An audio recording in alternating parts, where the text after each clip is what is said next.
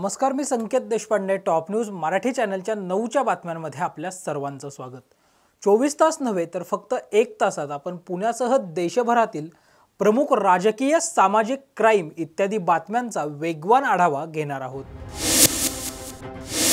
या बातमीपत्राची सुरुवात करूयात एका राजकीय बातमीने. भारतीय जनता पक्षाकडून नुकतीच राज्यसभेची यादी जाहीर करण्यात आली असून यामध्ये कोथरूडच्या माजी आमदार मेधा कुलकर्णी यांना राज्यसभेची उमेदवारी देण्यात आली आहे. मेधा कुलकर्णी यांच्या राज्यसभेच्या उमेदवारीमुळे पुण्यातील राजकीय समीकरण बदलणार आहेत. यावरचाच टॉप न्यूज मराठीचा हा स्पेशल रिपोर्ट. 2014च्या निवडणुकीनंतर पुणे म्हणजे भाजपाच्या हक्काचा मतदारसंघ असं चित्र निर्माण झालं होतं. मात्र 2023च्या कसबा विधानसभा पोटनिवडणुकीत भाजपाला धक्कादायक पराभवाला सामोरं जावं लागलं. त्यानंतर आता आगामी लोकसभा निवडणुकीच्या पार्श्वभूमीवर भाजपाने सावध पावलं उचलत मेधा कुलकर्णी यांना राज्यसभेवर पाठवलं असल्याच्या चर्चा राजकीय वर्तुळात सुरू झाल्यात. भाजपाकडून लोकसभेसाठी माजी महापौर मुरलीधर मोहोळ, माजी शहराध्यक्ष जगदीश मुळीक, माजी राष्ट्रीय सचिव सुनील देवधर हे प्रमुख दावेदार असल्याचं पाहायला मिळत असून सध्या मेधा कुलकर्णी या कोथरूड विधानसभा मतदारसंघाच्या माजी आमदार असून राज्याचे उच्च तंत्रशिक्षण मंत्री चंद्रकांत पाटील हे कोथरूड विधानसभा मतदारसंघातूनच निवडून आले आहेत. त्यामुळे विधानसभा निवडणुकीच्या पार्श्वभूमीवर कोथरूड वगळता अन्य विधानसभा मतदारसंघांचा पर्याय भाजपा निवडू शकतं असं बोललं जात असून यामुळे वडगाव शेरीचे माजी आमदार आणि भाजपाचे माजी पुणे शहराध्यक्ष जगदीश मुळीक यांचं पारडं जड झालं असल्याचं बोललं जात आहे.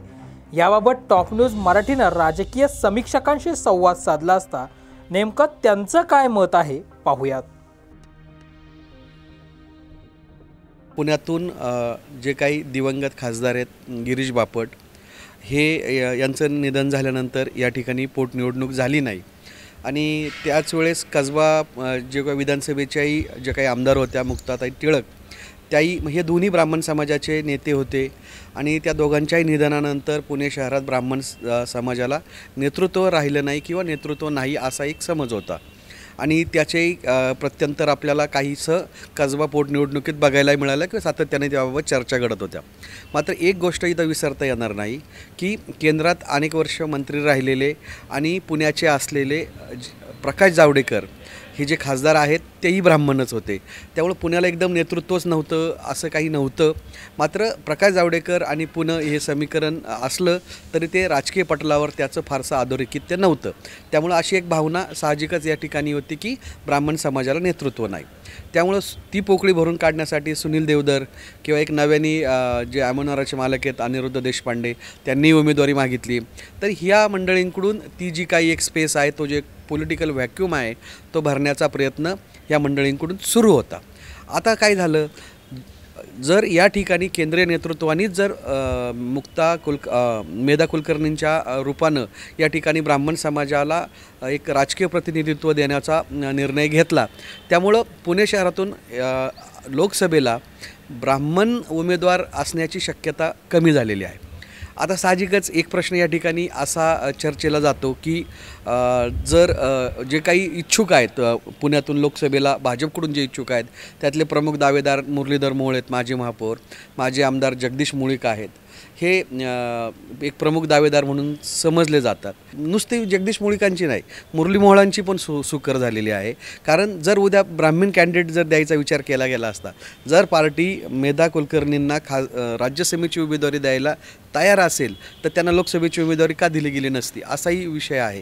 त्यामुळे उद्या कदाचित ब्राह्मण उमेदवारीतून देताना जर विचार झाला असता तर मेधा कुलकर्णींचाही या ठिकाणी नंबर लागला असता. अशा वेळेस या दोघांनाही तिकीट मिळण्याची शक्यता कमी होती. कारण जी काही दिल्लीतून माहिती येत होती, दिल्लीतले नेते सातत्याने खाजगी जे चर्चा करत होते त्यात एक चर्चा अशी होती की केंद्रीय गृहमंत्री अमित शहांच्या मनात पुण्यातून एक ब्राह्मण उमेदवार द्यायचा हे त्यांच्या डोक्यात होतं आणि ते दिसलं. म्हणजे राज्यसभेचे उमेदवारी देताना मेधा कुलकर्णींना त्यांनी ज्यावेळेस तिकीट दिलेलं आहे साहजिकच त्याला प्रदेशाध्यक्ष बावनकुळे असू द्या, देवेंद्र फडणवीस असू द्या, जे संघटन मंत्री आहेत त्यांचे जनरल सेक्रेटरी आहेत विनोद तावडे असू द्या, या सगळ्या मंडळींचा ह्या उमेदवारीला पाठिंबा होता आणि त्याच वेळेस ते हे शक्य झालेलं आहे की मेधा कुलकर्णींना ही उमेदवारी मिळाली. तरी पण मला असं वाटतं की या ठिकाणी हा कोथरूडमुळं फक्त कोथरूडला सगळी पदं जातील आणि बाकीच्या याच्यावर काही तसा विचार केला तर खासदारकीच्या निवडणुकीत तसा विचार होईल असं मला वाटत नाही. ज्या उमेदवाराचा रीच हा शहरभर आहे, मतदारांपर्यंत ज्याचं नाव पोहोचलेलं आहे, पार्टीला ज्याचा फायदा होणार आहे, तर त्याचं नाव निश्चितच त्यातल्या त्यात ह्या दोघांच्याच नावाची त्याच्यात हे आहे. त्याच्यात उजवा डाव करण्यात फारसं काही गरज नाही असं मला वाटतं. मुळात भाजपाकडून आत्तापर्यंत विधानसभा असेल, विधान परिषद असेल, लोकसभा असेल किंवा राज्यसभा असेल, तर पश्चिम महाराष्ट्रातनं किंवा उर्वरित महाराष्ट्रातून एक ब्राह्मण समाजाला नेहमीच झुकतं माप दिलं गेलं किंवा संधी दिलेली, झुकतं माप म्हणण्यापेक्षा संधी दिली गेली आहे. परंतु माजी खासदार गिरीशजी बापट यांचं निधन झालं आणि कसब्याच्या माजी आमदार मुक्ताताई टिळक यांचं निधन झालं. त्यामुळं हे दोन्हीही ब्राह्मण समाजाचं प्रतिनिधित्व करत होते. परंतु लोकसभेची पोटनिवडणूक झाली नाही आणि कसब्याची पोटनिवडणूक झाली. तिथे बऱ्यापैकी मागणी होत होती की टिळक कुटुंबांच्या घरातला कुणाला तरी व्यक्तीला तिकीट द्या. परंतु पक्षाने सर्वे केला, त्यांच्या सर्वेत काय आलं, त्यांनी त्या पद्धतीने हेमंत रासने यांना उमेदवारी दिली. परंतु त्या निवडणुकीमध्ये भाजपला पराभवाला सामोरं जावं लागलं. तर मध्यवर्ती पेठा आणि कोथरूड हा भाग बऱ्यापैकी ब्राह्मण समाज मोठ्या प्रमाणावर आहे. स्वतः मुक्ताताई टिळक ज्या ठिकाणावरून निवडून यायच्या, नारायणपेठ, शनिवारपेठ या परिसरातून, तिथूनही जे काँग्रेसचे उमेदवार निवडून आले, आमदार रवींद्र दंगेकर यांनी बऱ्यापैकी ते मार्जिन कमी केलं. त्यामुळं त्यांना यश मिळालं. त्यामुळे एकंदर मागणी होत होती की पुण्यातून किमान ब्राह्मण समाजाला एखादं नेतृत्व द्यावं, ही मागणी होती. आता विधानसभा कधी होतील सांगता येत नाही, आताही होतील म्हणतात किंवा 6 महिन्यांनी होतील. पण जेव्हा केव्हा होतील तेव्हा पुन्हा एकदा 8 मतदारसंघांमध्ये नवा कुठला चेहरा द्यायचा. शेवटी विद्यमानांचं कापून द्यायचं म्हटलं तरी अडचण आहे. वडगाव शेरी आणि हडपसर तिथे ब्राह्मण चेहरा देऊन उपयोग आहे का, तर निश्चित नाही. मग अशा पद्धतीने राज्यसभेच्या आता नेमकी संधी साधली त्यांनी भाजपने आणि मेधाताईंना दिलं असं वाटतं. मुळात आपण 2 आणि 3 उमेदवारांचाच विचार करून आपण विचारलात प्रश्न. मोहोळ असतील, मुळीक असतील, आणखी एक नाव मी काकडे सांगतो किंवा सुनील देवधर आहेत. ठीक आहे, आता मेधाताईंमुळे प्रॉब्लेम झाला तर सुनील देवधर जे तयारी करत होते त्यांना कुठेतरी ब्रेक बसल्यासारखं वाटतं आहे.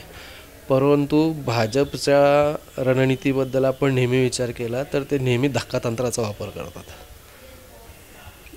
आणि तुम्ही म्हणजे धक्कातंत्राने समजा कोथरूडला मागच्या वेळेस चंद्रकांत पाटील ही बाहेरचे उमेदवार म्हणून वगैरे असं बरीचशी टीका झाली. जे मेधाताईंना लीड होतं त्याच्या निम्मही लीड यांना घेता आलं नाही. दमछाक झाली तिथे. प्रदेशाध्यक्ष उमेदवाराची जर दमछाक होत असेल तर मतदार कसा व्हॅरी होऊ शकतो हे त्यांनी पाहिलेलं आहे. परंतु आता दुसरं जर ते काय याचं परसेप्शन आपण हा मतदारसंघ सगळं कोथरूड वगैरे असं म्हणताच येत नाही. मग राज्यसभेचे खासदार ठीक आहे मध्य प्रदेशवरून आले होते, पण पूर्वी प्रकाश जावडेकर कोथरूडचेच आहेत. पण तिथे दिलंच होतं, चंद्रकांत पाटलांना दिलं, महापौर म्हणून त्यांना दिलं किंवा आमदारकी दिली. ह्या गोष्टी तो परसेप्शन नाही. ते निवडून येण्याचा क्रायटेरिया कोण निवडून येऊ शकतं, कोणाची इमेज आणखी चांगली आहे, कोणाची व्हॉकॅब्युलरी चांगली आहे, कोण चांगलं भाषण करतं हे ते पाहतात. त्यांचा सर्वे चालूच असतो. ते तुम्ही मी हे चांगले का आणि हिथं दिलं म्हणून हे का असं काही होणार नाही. त्यांनी तेच मागच्या वेळेस महापालिकेत पाहिलं. साधं एकाच व्यक्तीला 3 वेळा स्टँडिंग दिली ना त्यांनी, किंवा एकाला मुरलीधर मोहोळस त्यांना स्टँडिंग पण दिली, महापौरही दिलं. त्यामुळे त्या पार्टीमध्ये मला नाही वाटत की आता तिकडे दिलं आहे सगळीच पदं तिथं देणार का. हा काय कॉर्पोरेशन नाही. कॉर्पोरेशनला प्रॉब्लेम काय होतो, कॉर्पोरेशनला त्या गोष्टींवरून नाराजी काय होऊ शकते. तर 100 नगरसेवक असतानाच एका ठिकाणी देणं आणि एकच सीट आहे त्याच्यात 6 पैकी कुठल्या तरी मतदारसंघातनं द्यावंच लागणार ना. कोथरूडला दिलं का वडगाव शेरीला दिलं, मग पर्वतीतनं उमेदवार नको का, पाहिजे ना तिथूनही, शिवाजीनगरमधून पाहिजे, कसब्यातनं कोणतरी पाहिजे, असं होईल का. तर ती ही जी गणितं मांडली जातात ना की कोथरूडमधून दिलं जाईल का किंवा आता मुळीकरणात देईल. जर इतके पक्ष त्यांनी आता सोबत घेतले, शिवसेना घेतली आहे, शिंदेंना फोडून त्यांना घेतलं आहे, अजितदादांना घेतलं आहे, काँग्रेसची भरती सुरूच आहे, तर अशा वेळेस ते असं इथला आहे काय तिथला ते बघणार नाही.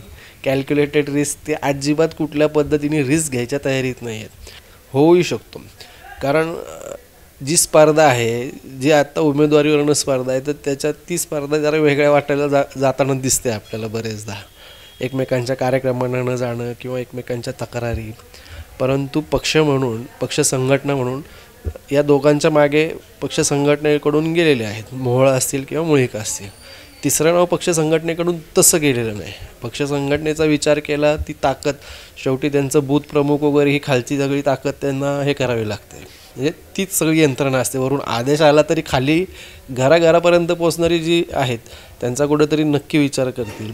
सध्या पुणे लोकसभा मतदारसंघात येणाऱ्या विधानसभा मतदार क्षेत्रात कोणत्या पक्षाचे आमदार आहेत हे पाहूया ग्राफिक्सच्या माध्यमातून.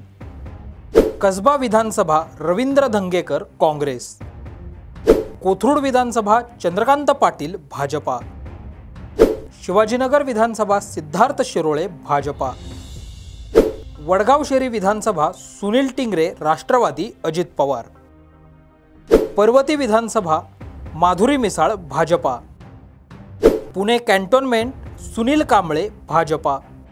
तर कोणत्या पक्षाकडून कोण संभाव्य उमेदवार असू शकतं पाहूया ग्राफिक्सच्या माध्यमातून.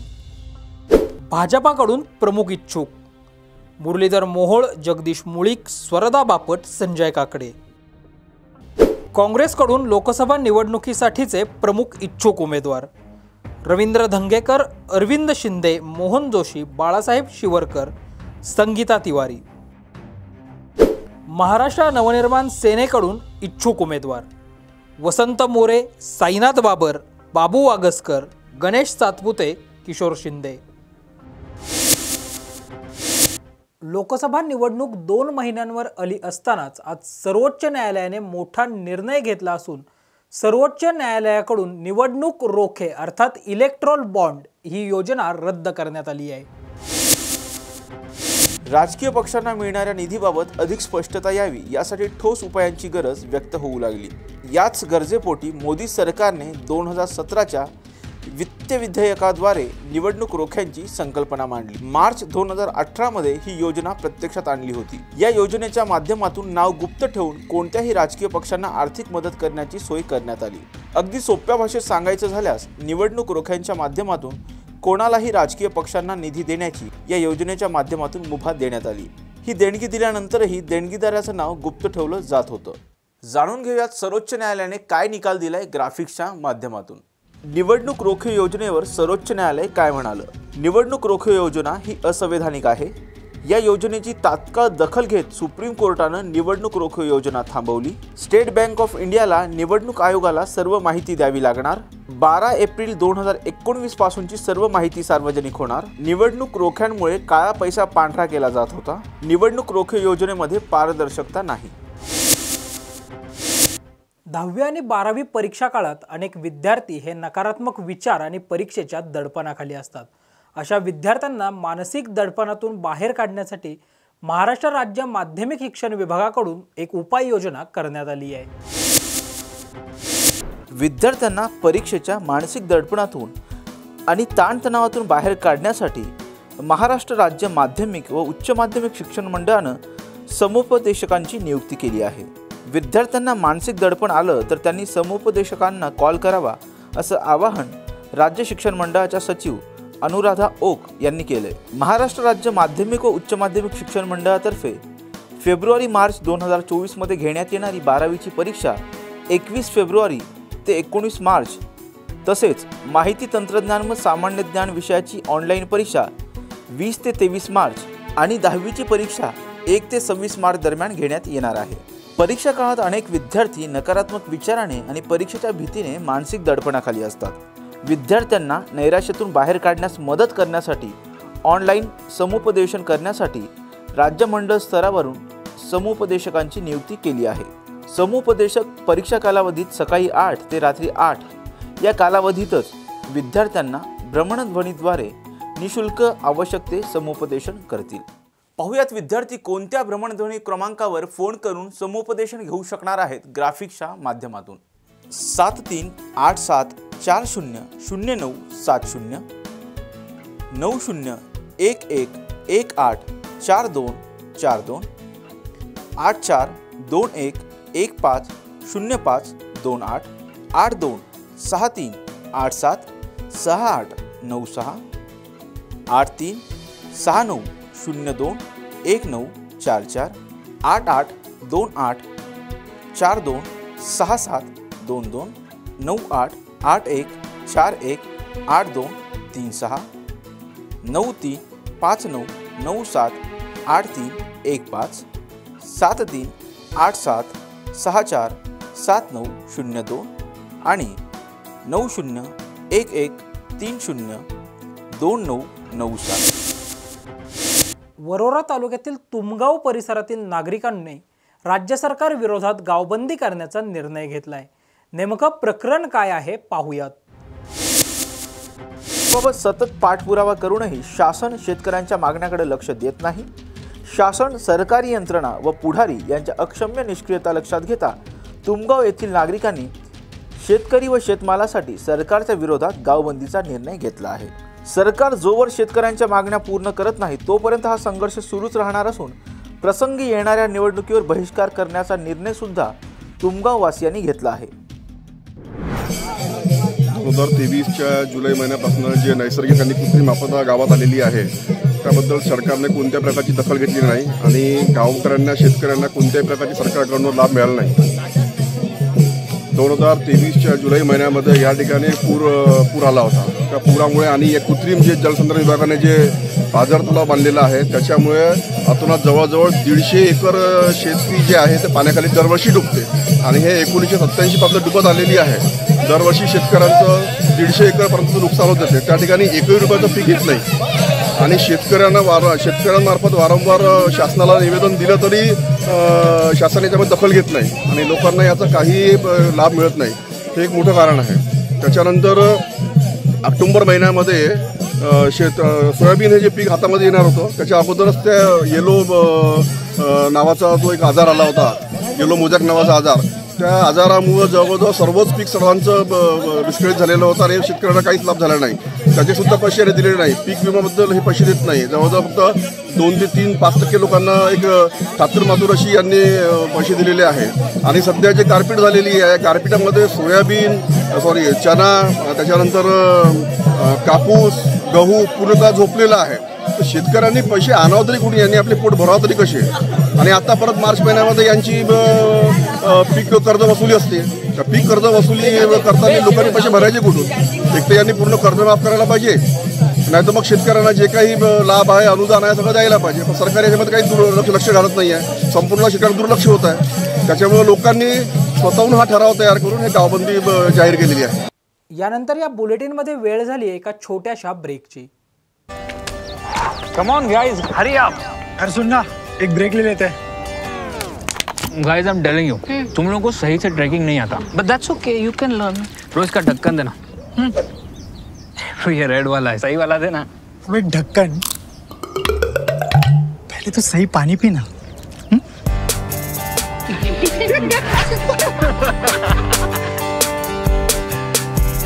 Manikchand Oxyrich, proudly Indian. Manoj Jarange Patil यांच्या प्रकृतीत सुधारणा व्हावी यासाठी आज पुण्यात सकल मराठा समाजाच्या वतीनं दगडूशेठ हलवाई गणपतीला आरती करण्यात आली. छत्रपती शिवाजी महाराज की जय भवानी, जय भवानी, मनोज दादा तुम आगे बढ़ो, हम तुम्हारे साथ हैं. मनोज दादा तुम आगे बढ़ो, हम तुम्हारे साथ हैं. एक मराठा, एक मराठा, छत्रपती शिवाजी महाराज की. आज आरतीचं उद्दिष्ट असं आहे, आमचे मराठे योद्धे, संघर्ष योद्धा, सच्चा आमचा नेता मनोजदादा जरांगे पाटील यांचं एक मागील 5 दिवसापासून परत उपोषण चालू आलेले आहे. त्यांची तब्येत अतिशय खालवलेली आहे. त्यांच्या नाकातून रक्त येते, पोट दुखतंय, त्यांना त्रास होतोय.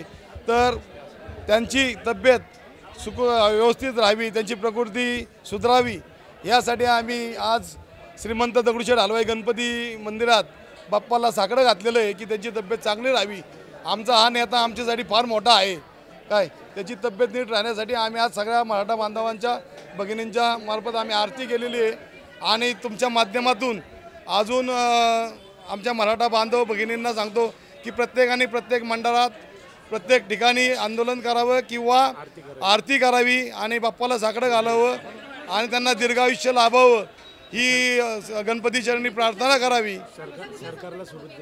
आम्ही संघटना नाही, आम्ही तर सगळं सर्वसामान्य मराठा बांधव आहोत, कुठल्याही संघटनेमार्फत कुठल्याही नेत्याच्या मार्फत नाही।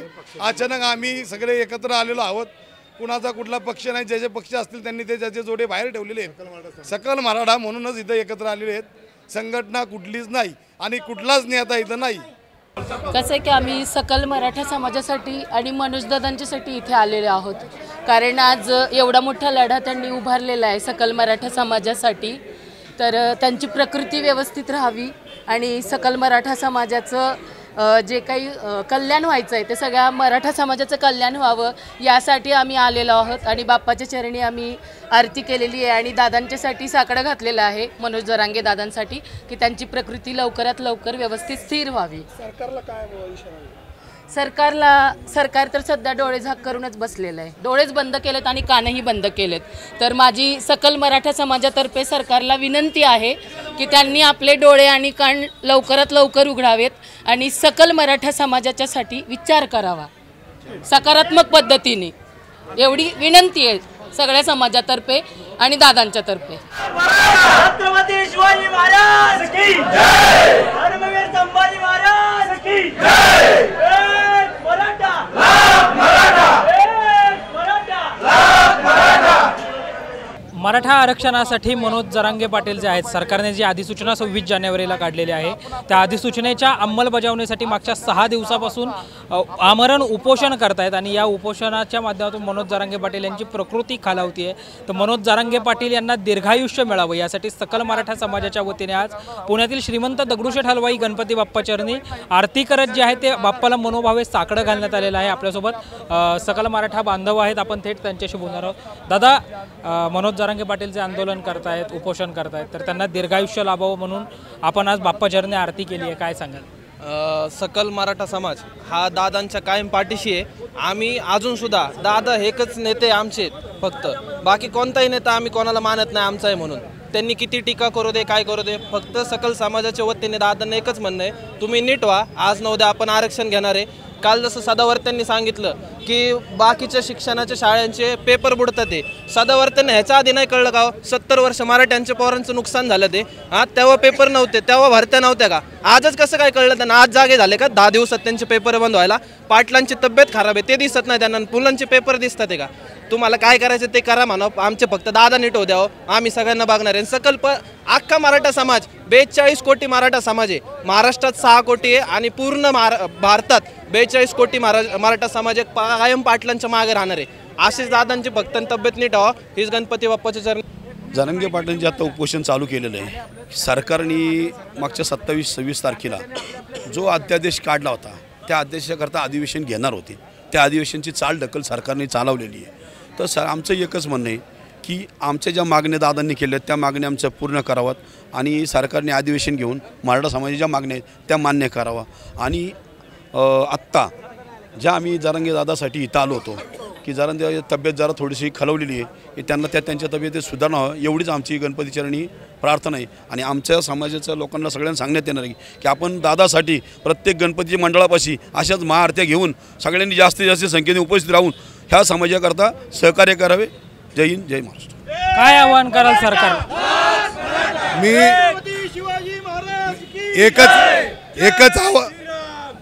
मी एकच आवाहन करेल, आज दादांसाठी जी प्रार्थना केली, आपला आराध्य दैवत गणपती चरणी प्रार्थना, दादांची तब्येत लवकर बरी व्हावी। परंतु मी पुणे शहरातील नाही महाराष्ट्रातील सर्व सकल मराठा समितीला जागा करतोय, आपण सर्वांच्या आपल्या आपल्या एरियामध्ये आपण लाक्षणिक उपोषण करा, सर्वांनी एकत्र या, दादासाठी प्रार्थना करा। आज आम्ही दगडूशेठला प्रार्थना केली आहे, परंतु सर्व महाराष्ट्रातील सर्व पुणे शहरातील सर्व ज्या एरियामध्ये आपले मराठा सकल समिती आहे त्यांनी त्या ठिकाणी एकत्र येणं गरजेचं आहे। दादांसाठी एक दाखवणं गरजेचं आहे, दादांची तब्येत बरी होण्यासाठी आपण सर्व गणपतींनी प्रार्थना करूया। एवढे नमूद करतो दादाचा हा लढा यशस्वी होईल ह्या तीळ मात्र शंका नाही। सर्व मराठा समाज एकत्र आहे, दादांच्या बरोबर ही त्या ठिकाणी दगडूशेठची प्रार्थना करतो। एकंदरीत त्यामुळे जर आपण पाहिलं तर मनोज जरांगे पाटील यांच्या प्रकृतीमध्ये सुधारणा व्हावी यासाठी आज सकल मराठा समाजाच्या वतीने श्रीमंत दगडूशेठ हलवाई गणपती बाप्पाला जी आहे ती आरती करण्यात आली आहे आणि बाप्पाचरणी हे साकडं देखील घालण्यात आलं आहे. व्हिडिओ जर्नलिस्ट मंगेश पवार यांच्यासह संकेत देशपांडे, टॉप न्यूज मराठी. विधानसभा अध्यक्ष राहुल नार्वेकर यांनी आज राष्ट्रवादीच्या आमदार अपात्रता प्रकरणी निकाल दिला आहे. As provided in the NCP constitution. In this regard, the respondent made the following submissions, which is again matter of record.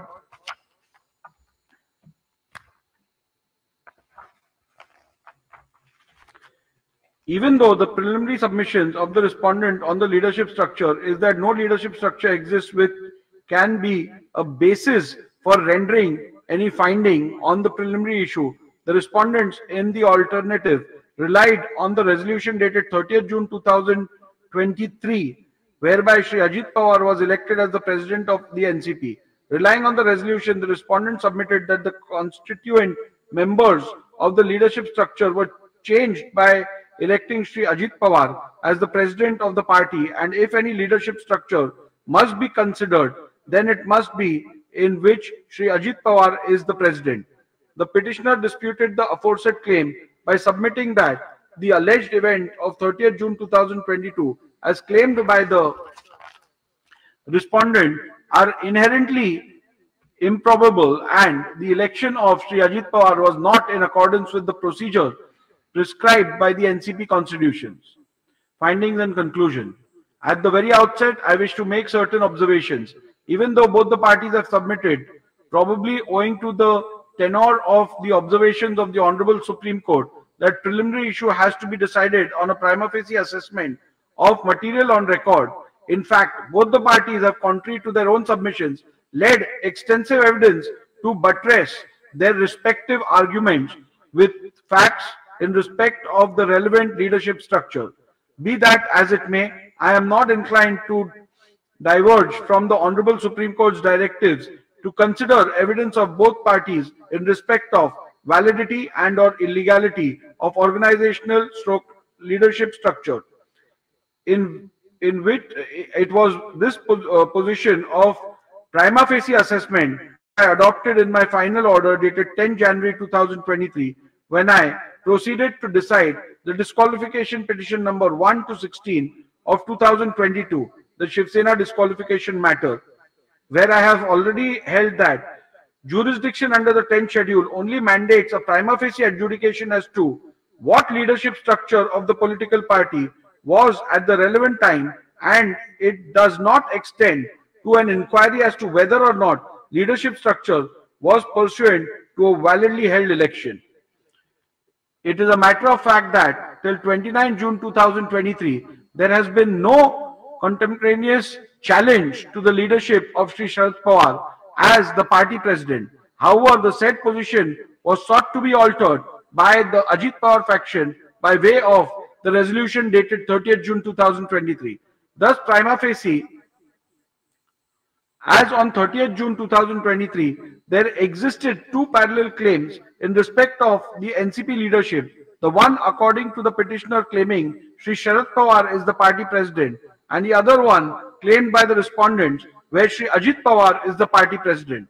In order to try and demonstrate that their separate claims to the leadership of the party by their respective presidents, both the parties have led oral and documentary evidence and argued exhaustively. Both the parties claim that it is their leader who was validly elected according to the NCP constitution, and the claim of the other side therefore cannot be entertained. Furthermore, both parties claim that other side's claim as to the leader's election as the party president was not accordance with the NCP constitution. As noted earlier, under the 10th schedule, while deciding the preliminary issue, I cannot go into the validity and or legality of elections to the leadership. I am therefore confronted with the rival assertions which clearly indicate the existence of two persons claiming leadership of the party. It is to be noted at this juncture that the respondent number 1 to 9 of petition number 1 of 2023 joined the government on 2nd July 2023. The resolution electing Shri Ajit Pawar came to be passed on 30th June 2023. This leads to a peculiar situation where there are seen to exist two parallel leadership structures and two party presidents prior to the alleged conduct attracting disqualification. Undoubtedly, the rival parties have tried to lead evidence to justify their opposing stand about the validity of the election of their leader to the post of president. They have tried to show how their separate processes of election were justified by the NCP constitution. I am not inclined to go into their evidence or appreciate their evidence-based arguments because this would lead deciding whether the rival elections were in keeping with the constitution and the rules, and whether factually Shri Sharad Pawar or Shri Ajit Pawar were validly elected, or whether in fact Shri Sharad Pawar had resigned at the relevant time. I possess no jurisdiction to issue any such declaratory orders. In the absence of such jurisdiction, which is certainly not available under the 10th schedule of the Constitution, or the wherewithal to examine the correctness, validity and legality of parallel claims of valid/legal elections, I need not and cannot undertake such an inquiry. Thus, for this reason alone, relying on the test of organizational / leadership structure to examine the two parallel rival claims in respect of the leadership about the post of party president, I cannot arrive at even a prima facie decision on the preliminary issue. Irrespective of my findings herein above, if the leadership structure relied on by the petitioner is looked at even for ascertaining the prima facie position, it is seen that it cannot form the basis for determining the preliminary issue for the following reasons. The petitioner's reliance on majority in NCP working committee cannot be taken into account for determining the preliminary issue, as the composition of the NCP working committee relied by the petitioner is not in conformity with the NCP constitution. Article 21 of the NCP constitution, read with NCP rules, provides that the highest executive authority of the NCP is NCP working committee, which consists of 1. the president of the party, 2. leader of the party in parliament, and 3. 23 other members, of whom 12 members are elected by the national committee and rest are appointed by the president. A perusal of the documents relied on by the petitioner to show the composition of the NCP working committee indicates that the NCP working committee had 28 members, whereas the NCP constitution provides for only maximum 25 members. The said document shows 16 permanent invitees, whereas the NCP constitution does not provide for any permanent. Bharatiya Janata पक्ष म्हणजे फुगलेला बेडूक अशा शब्दात ठाकरे गटाचे खासदार संजय राऊत यांनी भाजपावर निशाणा साधला आहे. बघा फुगून काय सांगतात, भारतीय जनता पक्ष फुगलेला बेडूक आहे. हा बेडूक किती फुगला तरी बैल होणार नाही, हे प्रत्येक वेळेला आकडेच फुगवून सांगतात. शेतकऱ्यांच्या पदरात काहीही पडत नाही.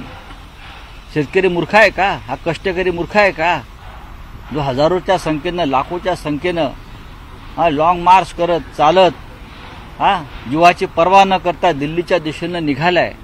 तुम्ही काय त्यांना वेडा समजताय, मूर्ख समजताय? राज्यसभेसाठी अनेकांची वर्णी लागत आहे, लागलेली आहे, लागत आहे नाही, लागलेली आहे. बोला. त्यासाठी आता एक चेहरे आता समोर येत आहे, कुठेतरी त्यांच्यावर देखील ईडी असेल अशा लोकांची कारवाई होणार, त्यामुळे कुठेतरी आताच त्यांनी पाऊल उचललेलं आहे. त्यामुळे सरकार याकडे कसं बघणार, काय बघणार त्याच्यामध्ये? प्रफुल्ल पटेल यांची 4.5 वर्ष शिल्लक असताना ते परत निवडणुकीला उभे राहिलेत. या देशामध्ये असं कधी घडलं नव्हतं. याचा अर्थ स्पष्ट आहे की प्रफुल्ल पटेल यांच्यावर अपात्रतेची तलवार जी टांगती तलवार जी आहे, त्यांना अपात्र करण्यासंदर्भात शरद पवारांचा राष्ट्रवादी काँग्रेस पक्ष जी कारवाई करते त्याच्यामध्ये प्रफुल्ल पटेल हे अपात्र ठरले असते आणि ते अपात्र ठरतील आपण अपात्र ठरू म्हणून त्यांनी अजित पवारांच्या गटातून पुन्हा एकदा राज्यसभेची उमेदवारी केली. चंद्रकांत हंडोरे यांच्या उमेदवारीचे मी स्वागत करतो. मागच्या विधान परिषद निवडणुकीत अशोक चव्हाण आणि त्यांच्या गटानं हंडोरे यांचा पराभव घडवून आणला, क्रॉस शूटिंग केलं, हे आता स्पष्ट झालंय. त्याच्यामुळे काँग्रेस पक्षातला एक महत्वाचा दलित चेहरा निवडून त्यांना राज्यसभेवर पाठवणं हे अत्यंत महत्वाचं होतं आणि चंद्रकांत हंडोरे यांना आम्ही सगळ्यांनी पाठिंबा दिलेला आहे. दिल्ली शेतकरी आंदोलनात माओवाद्यांचा सहभाग आहे असं महाराष्ट्र. त्यानंतर भारतीय जनता पक्षाचे जे उमेदवार जाहीर झालेले आहेत त्याच्यामध्ये 3 पैकी 1 तर बाहेरचेच आहेत नेहमीप्रमाणे.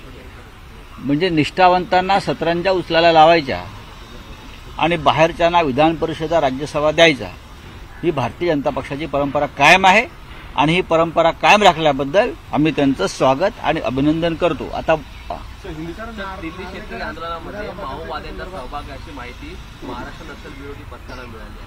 असे यांना अचानक अशी कशी लाखो लोक जे माओवादी आहेत का? जर मग ते माओवादी आहेत असं आपण म्हणताय, मग त्यांची मागणी काय आहे? त्यांची शेतकऱ्यांची मागणी त्यांच्या मालाला हमीभाव द्यावा आणि जे मोदी सरकारने त्यांनी जी वचनं दिलेली आहेत शेतकऱ्यांचं उत्पन्न दुप्पट करण्याची किंवा पीक योजनेसंदर्भात हमीभाव द्यावा ना. तुम्ही म्हणताय ना ते माओवादी आहेत. मागच्या आंदोलनामध्ये त्यांना अतिरेकी ठरवलं होतं, त्यांना खलिस्तानवादी ठरवलं होतं आणि आता तुम्ही त्यांना माओवादी ठरवताय. या देशामध्ये डावी चळवळ ही कष्टकऱ्यांची चळवळ आहे. तुम्ही प्रत्येक वेळेला डाव्या चळवळीला माओवादी नक्षलवादी ठरवणार असाल तर मला असं वाटतं कधीतरी या विचारांचा स्फोट होईल. स्वतः मोदींचीच गॅरंटी नाहीये. अनेक ठिकाणी मोदी गॅरंटी देत आहेत, पण उद्या लोकसभा झाल्या 2024च्या तर स्वतः मोदींची गॅरंटी निवडून येण्याची अजिबात नाही. हे याची तुम्हाला मी आत्ता माझ्या पक्षाच्या वतीने गॅरंटी देतोय आणि ती गॅरंटी नसल्यामुळेच प्रत्येक पक्षातले प्रमुख लोक फोडून कसं तरी 200 जागा मिळवाव्यात ही त्यांची भूमिका आहे. हाँ बोलिए. एक तरफ किसानों का आंदोलन है तो दूसरी तरफ जो प्रधानमंत्री है वो विदेश दौरे पर है और विदेश जब भी देश में संकट होता है, जब भी देश पर संकट आता है, एक तो मोदी विदेश में रहते हैं प्रधानमंत्री या किसी जंगल सफारी में बिजी रहते हैं. जब पुलवामा में अटैक हो गया, हमारे 40 जवानों की शहादत हो गई, तो प्रधानमंत्री मोदी जी जिम कार्बेट के जंगल में सफारी कर रहे थे, शूटिंग कर रहे थे. और अब हमारा किसान दिल्ली की तरफ मार्च कर रहा है. हाँ, उनके बहुत सी समस्या है, चाहे मिनिमम सपोर्ट प्राइस हो चाहे और कुछ हो. तब हमारे मोदी जी प्रधानमंत्री जी, हाँ, गारंटी फेम प्रधानमंत्री जी विदेश में घूम रहे हैं, हाँ, मंदिरों का उद्घाटन कर रहे हैं.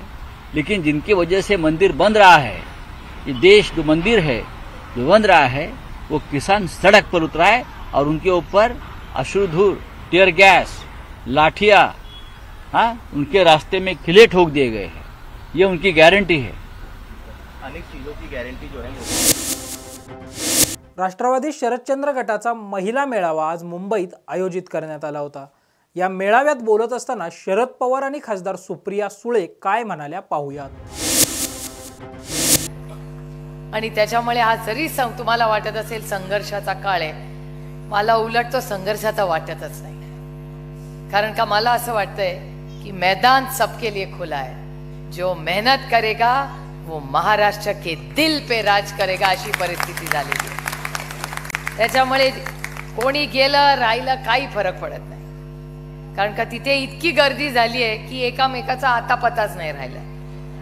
ज्यांनी बिचारी संघर्ष केला, ज्या कार्यकर्त्यांनी सतरंजा उचलल्या, संघर्ष केला, लाठ्या खाल्ल्या, ते सगळे एका बाजूला आहेत आणि नवीनच लोक येऊन चांदीच्या ताटात गरम जेवणाच्या पंक्तीला बसलेले आहेत. त्याच्यामुळे तिकडे काय चाललंय याची फार चिंता न करता आपल्या घरात आपण बघूया की आपण आपला पक्ष, आपला विचार हा लोकांपर्यंत कसा पोहोचवणार आहे. कारण का हा काळ भारतासाठी, महाराष्ट्रासाठी अडचणीचा आहे. मी आज इथे यायच्या आधी अंगणवाडी भगिनींकडे गेले होते, त्यानंतर आशा वर्कर आंदोलना बसल्यात. मी विद्यार्थ्यांचे मनपूर्वक आभार मानते की आज आशा भगिनींचा आंदोलनाला कोणीही गेलेलं नाही. काल पहिलं कोणी गेलं असेल तर त्या विद्याताई चव्हाण गेल्या, आणि विद्याताईंनी नुसत्या गेल्या नाहीत, त्यांना घेऊन महाराष्ट्राच्या मुख्यमंत्र्यांची भेट घेतली. आणि मला गंमत वाटली विद्याताई, मला तिथल्या भगिनी, आता खरं खोटं मला माहिती नाही, तुम्हीच कन्फर्म करू शकता की आशा भगिनी मुख्यमंत्र्यांना असं म्हणाल्या की तुमच्याच आरोग्यमंत्र्यांनी आम्हाला शब्द दिला की आमचा पगार वाढवीन, तुम्हाला बोनस देईन, तुम्हाला भाऊबीज देईन. तर म्हणे महाराष्ट्राचे मुख्यमंत्री त्यांना असं म्हणाले की त्याला तो अधिकार नाही. फडणवीस म्हणाले, मला वाटलं मुख्यमंत्री म्हणाले, फडणवीस असं म्हणाले की महाराष्ट्राच्या आरोग्य मंत्र्याला शब्द द्यायचा अधिकार नाही. म्हणजे नक्की सरकार कोण चालवते? जर स्वतःच्या डिपार्टमेंटचा निर्णय घ्यायचा अधिकार त्या मंत्र्याकडे नसेल तर मग सरकार कोण चालवते? म्हणजे मग ह्यांचं सरकार म्हणजे फक्त राऊत साहेब म्हणतात तशी गँगवॉर असते. भुजबळ साहेब पण तसंच. भुजबळ साहेब बिचारे माझ्या वडिलांच्या वयाचे भुजबळ साहेब आहेत.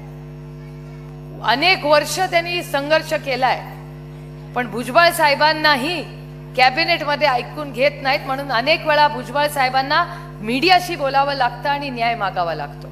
एवढे वरिष्ठ नेते माझ्या वडिलांच्या बरोबर त्यांनी काम केलेलं आहे, त्यांच्या वयाचे आहेत ते, त्यांचा मनापासून मान सन्मान करतो आम्ही. मग मागच्याच आठवड्यात पुण्याला भेटले होते मला आणि अमोल दादांना, त्यांच्या व्यथा आणि त्यांचे अनुभव आम्हाला सांगत होते. आता सगळं काही सांगणार नाही, माझं पोट खूप मोठं आहे, त्याच्यामुळे पोटात मला गोष्टी ठेवायच्या कशा माहिती असतात. पण तुम्ही बघताय काय परिस्थिती या राज्यामध्ये. आणि आज त्याच्यानंतर मी एक थोडासा वेगळा विषय मांडणार आहे. आज सकाळी इलेक्टोरल बॉन्ड्स, आता तुम्ही म्हणाला कुठला बॉन्ड काढला ताईंनी भाषणामध्ये, तर प्रत्येक राजकीय पक्षाला ऑफिशियली पैसे द्यायची एक सोय झाली होती, आणि ते पैसे आपण त्या बॉन्ड विकत घ्यायचा माणसानी, आणि ते पैसे त्या पक्षाकडे जातात. आता त्या पक्षाकडे ते पैसे जात असताना 8 वर्षापूर्वी आम्ही सगळ्यांनी त्याचा विरोध केला होता की असं करू नका तुम्ही, कारण का ह्याच्यावर जो सत्तेत असेल तोच बॉन्ड विकत घेऊ शकेल, आणि कुठलाही व्यावसायिक त्यांना का बॉन्ड देईल ह्याच्यात साटलोट असू शकतं अशी शंका आम्ही तिथे गेली. तर आम्हाला भारतीय जनता पक्षाने सांगितलं की तुम्ही भ्रष्टाचारी आहात, तुम्ही चुकीचा विचार करता, पण आम्ही हा इलेक्टोरल बॉन्ड सुरू करणार. आज मी माननीय सुप्रीम कोर्टाचे मनपूर्वक आभार मानते की माननीय सुप्रीम कोर्टाची ऑर्डर अशी आहे की इलेक्टोरल बॉन्ड हे थांबले पाहिजेत.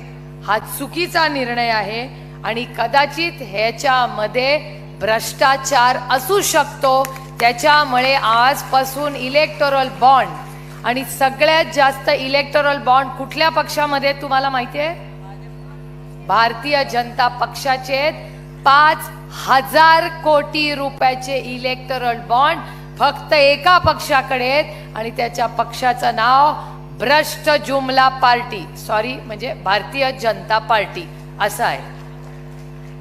कारण हा इलेक्टोरल बॉन्डचा विषय अतिशय महत्वाचा आहे या देशात. माझा हा आरोप नाहीये, पण याची जांच झाली पाहिजे की एवढा मोठा, आणि मी म्हणत नाहीये, सुप्रीम कोर्ट म्हणतंय की ह्याच्यात भ्रष्टाचार असू शकतो, त्याच्यामुळे ह्याची इन्क्वायरी झाली पाहिजे, हे सुप्रीम कोर्ट म्हणतंय.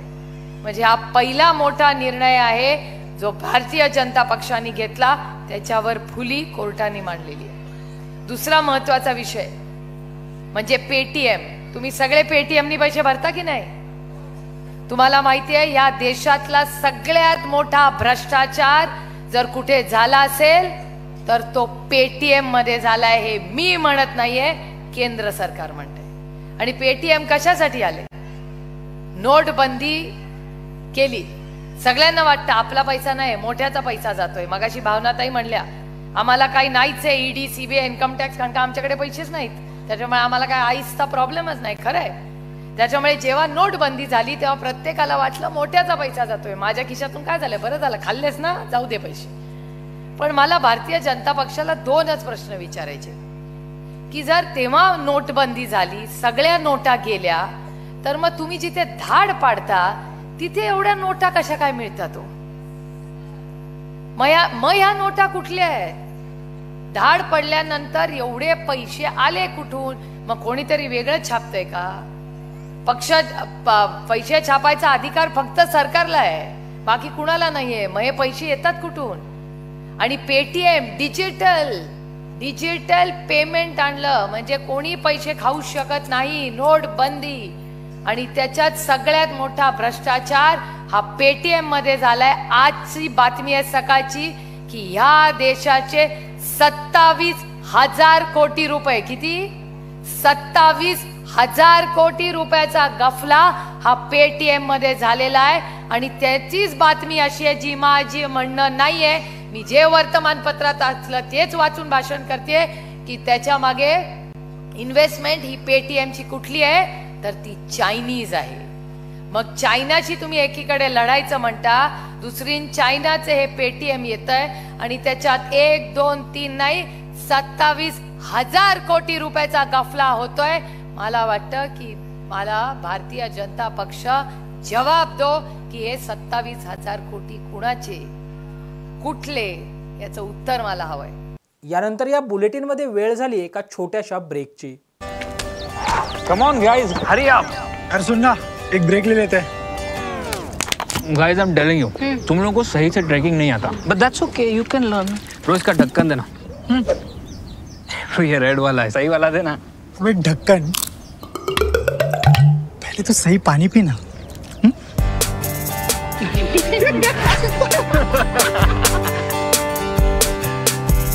Manikchand Oxyrich, proudly Indian. Break नंतर आपल्या सर्वांचं पुन्हा एकदा स्वागत. शिवसेना शिंदे गटाचं महाअधिवेशन मुंबईत होणार असून या पार्श्वभूमीवर उद्योगमंत्री उदय सामंत यांनी आज पत्रकार परिषद घेतली आहे. आजची पत्रकार परिषद कशासाठी आहे आपल्या सगळ्यांना माहितीच आहे. 16 आणि 17 म्हणजे उद्या आणि परवा माननीय महाराष्ट्र राज्याचे मुख्यमंत्री एकनाथ शिंदे साहेबांच्या नेतृत्वाखाली शिवसेनेचं महाअधिवेशन हे कोल्हापूर नगरीमध्ये होतं आहे. उद्या सकाळी बरोबर 10 वाजता माननीय मुख्यमंत्री कोल्हापूरमध्ये येतील. कोल्हापूरमध्ये त्यांचं आगमन होईल आणि 10:30 वाजता शिबिराला सुरुवात होईल. शिबिराचं पहिलं सेशन हे 10:30 ते 1:30 आहे आणि दुसरं 3 ते 6 आहे. 2 सत्रामध्ये होईल आणि 17 तारखेला सकाळी 10 ते 1 पुन्हा शिबिर असेल आणि संध्याकाळी 6 वाजता गांधी मैदानावर जाहीर सभा होईल. 2 दिवसाच्या शिबिरामध्ये आमचे शिवसेनेचे सगळे नेते, सर्व मंत्री, सर्व उपनेते, सर्व जिल्हाप्रमुख, उपजिल्हाप्रमुख, तालुका प्रमुख, शहर प्रमुख आणि याच्यामध्ये पुरुष, महिला आणि युवा हे सगळे पदाधिकारी त्याला उपस्थित असतील. शिवसेनेचे विविध जे सेल आहेत त्या सेलचे महाराष्ट्र स्तरावरचे पदाधिकारी, जिल्हा स्तरावरचे पदाधिकारी उपस्थित असतील आणि शिबिर हे अतिशय शिस्तबद्ध पद्धतीने या ठिकाणी होईल. मगाशी ज्याचा मी उल्लेख केला की हे शिबिर नक्की कशासाठी आहे, तर विविध राजकीय आणि सामाजिक विषयावर मुख्यमंत्र्यांच्या उपस्थितीमध्ये अनेक मान्यवर तज्ज्ञ हे आमच्या सगळ्या पदाधिकाऱ्यांशी संवाद साधतील आणि दुसऱ्या दिवशी बरोबर 12:30 वाजता माननीय मुख्यमंत्री जे शिबिर आहे त्या शिबिराला संबोधित करतील. मान्यवर कोण असणार आहेत, कोण मार्गदर्शन करणार आहेत, त्या सगळ्याची माहिती संध्याकाळपर्यंत माहिती अधिकाऱ्यांमार्फत आपल्याकडे पोस्ट केली जाईल. याच्यामध्ये जे पार्ट आपण केलेले आहेत, पहिल्या दिवशी आम्ही कशावर चर्चा करणार आहोत, तर सकाळी 10:30 वाजल्यापासून संघटनात्मक चर्चा वंदनीय बाळासाहेबांच्या विचारानं प्रेरित होऊन एकनाथ शिंदे साहेबांच्या नेतृत्वाखाली शिवसेना काम करते. भविष्यातली संघटनात्मक बांधणी कशी असावी आणि संघटनात्मक बांधणी करण्यासाठी काय करावं यासाठी मार्गदर्शन केलं जाईल. 3 ते 6 वेळामध्ये राजकीय चर्चा होईल, राजकीय मार्गदर्शन केलं जाईल. निवडणुकांमध्ये प्रचार करण्यापासून आपली भूमिका स्थानिक पातळीपर्यंत कशा पद्धतीनं पोचवावी या संदर्भात त्याच्यामध्ये चर्चा असेल. आणि सगळ्यात महत्त्वाचा जो भाग आहे जे प्रशिक्षण आहे ते दुसऱ्या दिवशी 10:30 वाजल्यापासून 12:30 वाजेपर्यंत आहे. ते प्रशिक्षण आहे निवडणूक व्यवस्थापन प्रशिक्षण. म्हणजे BLO असतील, आमचे गटप्रमुख असतील. मला सांगताना आनंद होतो की माननीय मुख्यमंत्र्यांच्या नेतृत्वाखाली आणि विशेषतः खासदार डॉक्टर शिंदेंच्या पुढाकारानं एक संघटनात्मक नाविन्यपूर्ण एक योजना आपण याच्यामध्ये राबवतोय ती म्हणजे शिवदूत. आज महाराष्ट्रामध्ये लाखो शिवदूत हे एकनाथ शिंदेसाहेबांच्या नेतृत्वाखाली काम करत आहेत. मी मगाशी ज्याचा उल्लेख केला की शिवसेनेमध्ये विविध संघटना ज्या काम करतात, उदाहरणार्थ किरण पावसकर साहेब या ठिकाणी आहेत, ते कामगार संघटनेचं नेतृत्व करतात. काही लोक शिक्षक संघटनेचं नेतृत्व करतात, काही लोक अल्पसंख्याक संघटनेचं नेतृत्व करतात. त्या सगळ्या घटकांना मार्गदर्शन करणारं हे शिबिर आहे. आणि नक्कीच या शिबिराचा फायदा येणाऱ्या लोकसभेला आणि येणाऱ्या विधानसभेला एकनाथ शिंदेसाहेबांच्या नेतृत्वाखाली आम्हाला सगळ्यांना होणार आहे. 12:30 वाजता माननीय मुख्यमंत्री महोदयांचं भाषण संपलं की जे प्रमुख नेते आहेत, मंत्री आहेत, त्यांच्यासमवेत आदरणीय मुख्यमंत्री महोदय, इथले खासदार असतील यांच्यासमवेत महालक्ष्मीचं दर्शन घेणार आहेत. आणि महालक्ष्मीचं दर्शन घेतल्यानंतर ते जाहीर सभेला संबोधित करायला जाणार आहे. असा हा पूर्ण 2 दिवसाच्या शिबिराचा कार्यक्रम आहे. आपल्यासाठी देखील एक वेगळा कक्ष उभारण्यात आलेला आहे. जे शिबिराचं नियोजन आहे त्याच्यामध्ये भाषणं होतील, त्याच्यामध्ये जे काही ब्रीफिंग होईल त्याच्यामध्ये CM साहेब ज्यांच्यावर जबाबदारी टाकतील ते तुम्हाला त्या कक्षामध्ये येऊन ब्रीफ करतील. जाहीर सभेला देखील पत्रकार बांधवांची, भगिनींची अतिशय चांगल्या पद्धतीची व्यवस्था त्या ठिकाणी बसण्याची, ऐकण्याची आणि हे सगळं करण्याची आम्ही केलेली आहे. तर माझी फक्त विनंती आपल्याला एवढीच आहे की शिबिर ज्यावेळी सुरू होईल त्यावेळी आपण तुमचे व्हिज्युअल्स आणि सगळे याला 100% उभा आहे, पण आम्ही कक्षात येऊनच पत्रकार परिषद घेऊन त्या सगळ्या गोष्टींची माहिती त्या ठिकाणी देणार आहोत. आणि म्हणून मला आपल्याला देखील विनंती करायची आहे की शिवसेनेचं हे महाअधिवेशन कोल्हापूरमध्ये होतं आहे आणि त्याची टॅगलाईन आहे यायला लागतं आहे. सगळे येतील, चांगल्या पद्धतीचा विचार कोल्हापुरात घेऊन जातील. कोल्हापूरमध्ये आमचं ठरलं आहे, आपलं ठरलं आहे, हे तुम्हाला सगळं माहिती आहे. त्याच्यामुळं या शिबिरामध्ये आमचंच ठरणार आहे. त्याच्यामुळं आम्हाला चिंता करण्याची काही आवश्यकता नाही. शिंदेसाहेबांच्या नेतृत्वाखाली वर्षभरामध्ये जी काही संघटनात्मक घोडदौड आम्ही केलेली आहे त्याचं प्रतिबिंब उद्याच्या 2 दिवसामध्ये कोल्हापूरमधनं अख्ख्या महाराष्ट्राला आणि देशाला दिसेल. पक्ष आणि चिन्ह मिळाल्यानंतर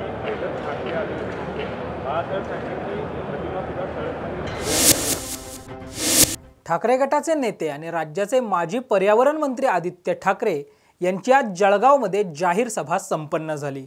यावेळी बोलताना आदित्य ठाकरे काय म्हणाले पाहूयात. थांबा, आता मी इथूनच बोलतो, मी तुमच्या सगळ्यांना भेटायला येतोच. येताना अनेक ठिकाणी अधिक स्वागत होत होती, रस्त्यात थांबण्याचा प्रयत्न होत होता. बरं, कितीही नाही सांगितलं तर थांबायला लागतं, कारण त्यांचं प्रेम आहे. प्रेम द्यायला, आशीर्वाद द्यायला ते उभे राहतात. आणि हे सगळं होत असताना आज इथे जेव्हा पोहोचलेलो आहे, उत्साह दिसत आहे. आणि मला ही खात्री पटायला लागलेली आहे की असाच जो उत्साह दिसला तर कदाचित या सभेला येण्याची गरजच नाही लागणार, विजयाच्या सभेला इथे यायला लागणार आहे. पण आज जे काही वातावरण मला देशभरात दिसत आहे, तरुण हैराण आहेत, शेतकरी अस्वस्थ आहेत, महिला सुरक्षित आहेत, गरीब चिंतित आहेत. आणि योगायोगा आत्ताच जर तुम्ही बजेटचं अधिवेशन बघितलं असेल लोकसभेचं, तर केंद्रीय मंत्री बोललेला आहे की आता यापुढे आम्ही 4 महत्वाच्या जातींवर लक्ष देऊ आणि त्यांची मदत करू. योगायोगाने त्यांनी हे सांगितलं की आम्ही महिलांकडे लक्ष देऊ, तरुणांना, युवकांना पुढे आणण्याचा प्रयत्न करू, शेतकऱ्यांसाठी काहीतरी करू आणि गरिबांसाठी करू. पण 10 वर्ष होऊन गेली केंद्र सरकारची. एक हाती सत्ता आपण त्यांना दिली, बहुमताचं सरकार दिलं. आणि आता वित्तमंत्री, आता केंद्र सरकारला ह्या 4 आठवायला लागलेल्या आहेत, महिला, युवा, गरीब आणि शेतकरी. मग मूळ प्रश्न हाच राहतो की या 10 वर्षात ह्या 4 जाती किंवा हे 4 घटक हे दिसले नाहीत का? आतापर्यंतच काय काय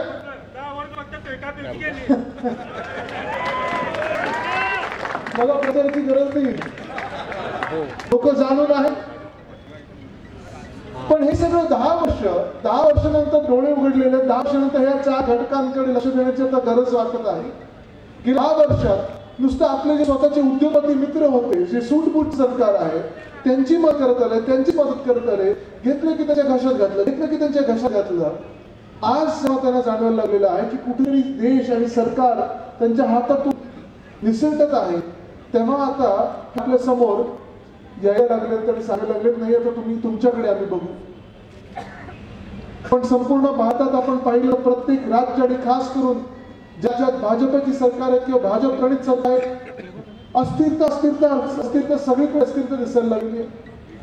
मला माहित नाही आपण किती लोकांनी बातम्या बघितलं असेल, पण लडाखमध्ये 30 ते 40 हजार लोक ही रस्त्यावर उतरली होती, आंदोलन करत होती की आता तिथे केंद्रशासित राज्य आणलेलं आहे, ते केंद्रशासित राज्य काढून त्यांना त्यांचं हक्काचं राज्य पाहिजे, त्यांना त्यांची विधानसभा पाहिजे, त्याचे मुख्यमंत्री पाहिजे, त्यांना देखील मतदानाचा अधिकार पाहिजे.